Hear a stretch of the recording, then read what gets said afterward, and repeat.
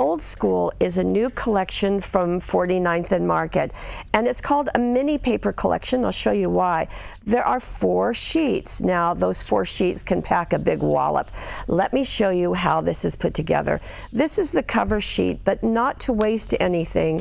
The group at 49th and Market gives you cutout art for this sheet, and that way you can use it. You can see some really fun looks here. Also, this border across the bottom, that too can be used. So her sheets of paper are very eclectic and just really, really fun to watch. They are double-sided. They are a cardstock, and you can hear that. So you can see that this has a really unique edge on all of them. And again, you get the border, so you get a ruler there. Very fun. And we have this.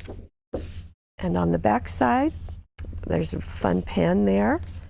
And just beautiful art, just absolutely beautiful. I do always appreciate having a darker sheet as contrast as you're putting the other papers together. Now this has 31 laser pieces, and they're showing you a couple of fun things, like this can be popped out and you can layer it on top of a matching one or use it for 2 separate ones. So that works out nicely. Same thing here, you can have that page kind of lift up with foam tape.